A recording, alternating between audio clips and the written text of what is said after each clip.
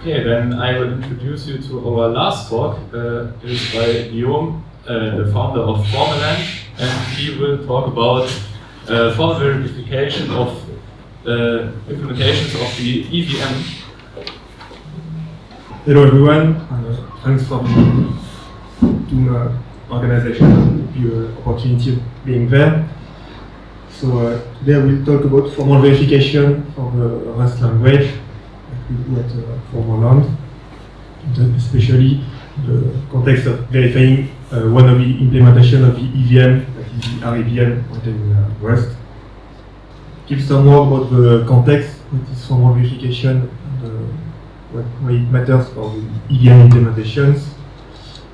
We talk about general approach that we take for the proofs, and how we did it with first trying to manually translate the code, and how we are working on coq-of-rust now to make it more efficient.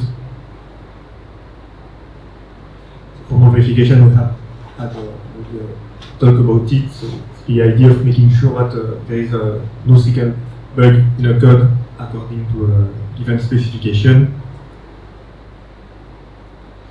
So this is possible because the code is generally fully deterministic.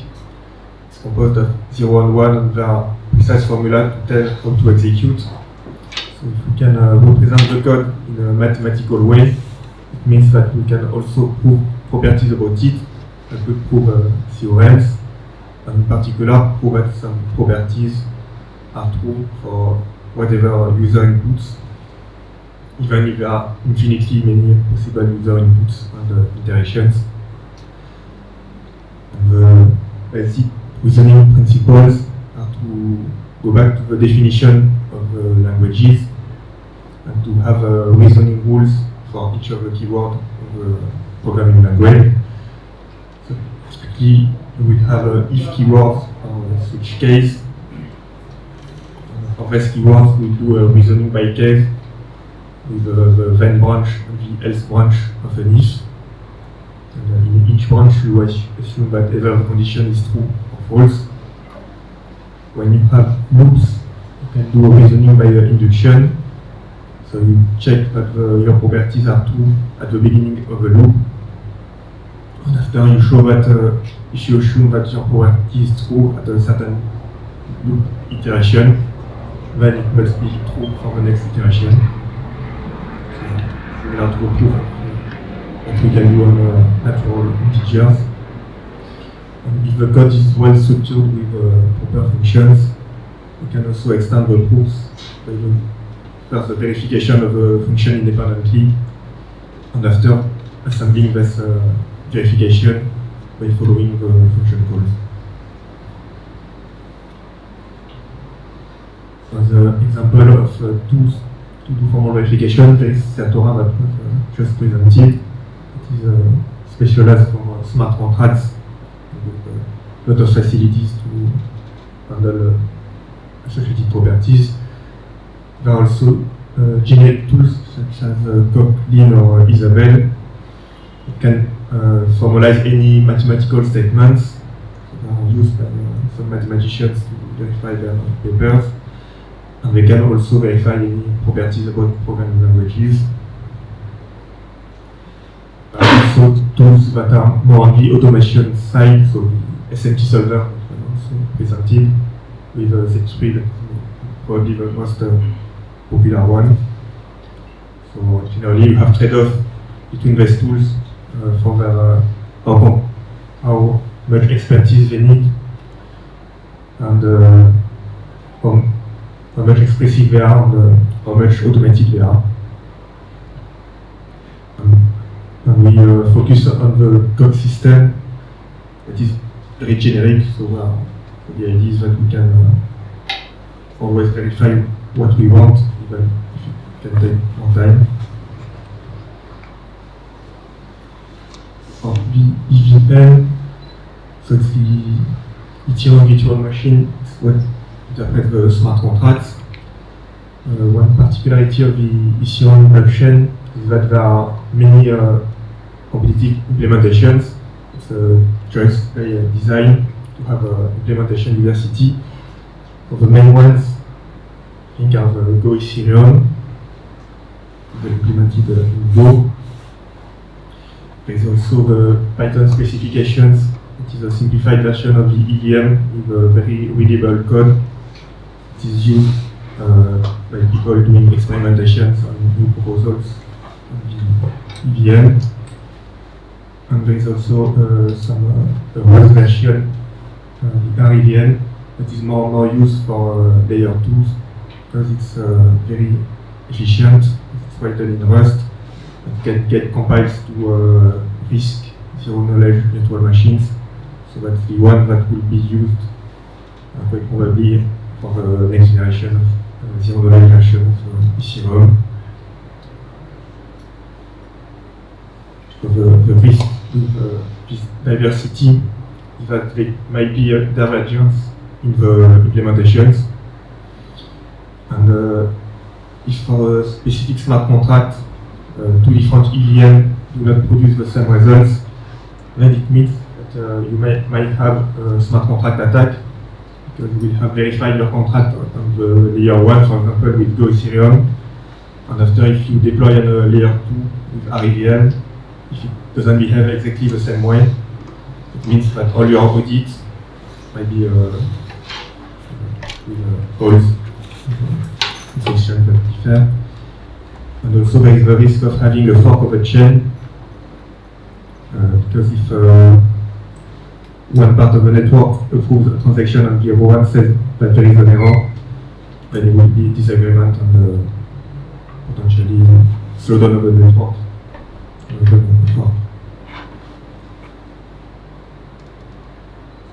So what we do to address this problem is that we work on proving the equivalence between the Rust implementation and the Python implementation. So this is still a work in progress. And ideally at the end we will be sure that for any input at the byte level, we have the exact same output for the two implementation, the Python specification and the REVM. So either a success with how the storage is updated or the exact same error. This is the general schema. So we do a manual translation from the code of the EVM in both languages to a code version that is written in an idiomatic style in Go. So for the code proof system, you have a small part that is also a programming language, so that you can represent your code. It's a more limited programming language, so that all the features are easy to verify, and do not, and we are also consistent logically. So it's harder to write something in the programming language of coq. For example, you have to show the termination of all your functions. You cannot do print, you cannot mutate your variables. But once you are there, you can prove the equivalence. The equivalence formally is saying that for any input that we give to the Rust translation, if we execute the Rust version and we translate the output to the Python format, we get the same result as if we translate the input to the Python format and execute the Python version. If you show one inclusion, and if you show that the correction function are variation, you can also say that they are equivalent for any input.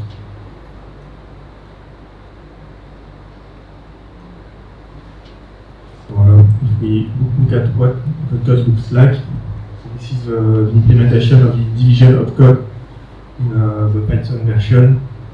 So the code is rather clear. We made it so that it can be specifications that are commands. And we can see that they drop two elements of the stack. They charge the gas. They do a division, and after they push the result on the stack. And we wrote it in an idiomatic code version. It is, I think, quite similar to the original one. So but we had to make a few things more explicit. So typically, to handle the stack, here we are mutating the stack. It doesn't appear clearly in this code, but we are doing a side effect.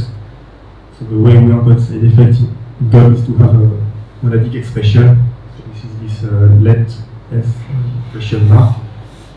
So this operator means that we will modify the state, in this case the stack, and also the question mark means that there might be an error that will propagate. So in this case, every time we pop, there might be the error that the stack is empty. And the same thing for when we charge the gas, it's also side effect mutates the global gas level, it might make an error. The rest of the operation will increment the section pointer. If we look at the Rust code, it's also very similar. We made a translation where we followed the style of the Rust code, but in coq with the same kind of monad. So we do the pop, the division, and we can already see that there is a small detail of difference. But here we decrease the gas and after do the pop. And in the Python version, it's first the pop and after decreasing the gas. So I think that if your stack is empty, both your stack is empty and you have no gas anymore, here you will get a stack error. While in the Rust version, we get a gas error. So here we can see, I think, a little difference between the two versions. I guess it will be really hard to find by test. This is a very corner case, but with formal verification we are sure to catch it. So we haven't done the proof yet. We are still in the translation phase, and we are working on other things right now, but we have to come back to it and do the full proof. And an issue with our approach, you see that we do the translations from the Python or Rust code to coq in a manual way. So it's good because it's readable, and we can have a code that corresponds to the original one, and we can reason on it also on coq. But we can make mistakes like swapping lines. And also the biggest issue, I think, is that it's hard to follow upgrades. So there are new commits every day, most to the code base of the Rust EVM and the Python EVM. And by experience, really hard to follow what changes in the pull request. We had a similar project issue with the Tezos project. And the only way to be sure to be up to date, I think, is to have an automatic translation. This is what the coq-of-rust project is about. So the idea is to do what we have done by hand, but automatically to translate the Rust code to coq. This is open source and available on this address. And this requires to have an understanding of all the Rust language. These are actually quite large.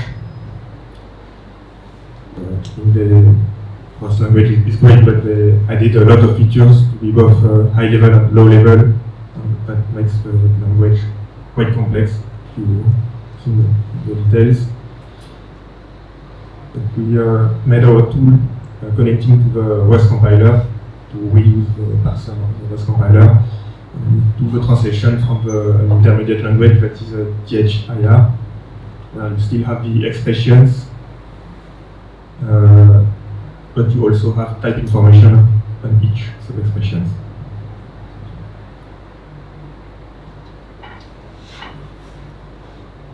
And the issue that we have right now with coq-of-rust is that it's, the output is very low level and very verbose. So the good thing is that we can handle the standard library of Rust and many traits that we tested including the REVM, we can translate them directly and the output compiles, but still very low level, so it's hard to use for the proofs. So this is the example of the beginning of the translation for the division operation. We can try to see what corresponds to the original code. We look at the beginning. We take three parameters, 7 to 1 alpha, read. And one is the const generic, it's empty. One is the generic, place h, this example. And the actual parameters are the interpreter of the special host function. And after we explicit the memory manipulations, so at the beginning we allocate the variables that are given as parameter to have an address for these variables. And after we enter into the code, we have a special operation to catch the return. So we represent the return keyword of rust as exceptions on the code side with an error monad. After we write the code, we have some specific notation for the monadic notations, and we explicit the matching operations, and we call a function that explicit that we look for a specific string that is the absolute name of the function. So it's rather low level as it is. And yeah. But what we can do with that is that we can show that we can prove that the translation that we have done of the Rust code is actually equivalent to the source code for any possible input. That's a good thing. And we are working right now to add more automations so that it's more usable. We've been able to verify a code of up to 100 lines of Rust code for now. Not that much. For the Rust EVM, it's like 10,000 lines.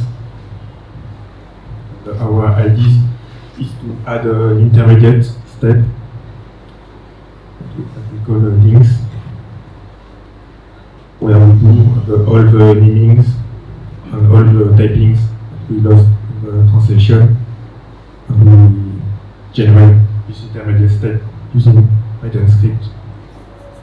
So Python is unsafe in this context. We generate code without having verify the translation, but after the code that we generate, we prove it equivalent automatically to the source code, so it's fine.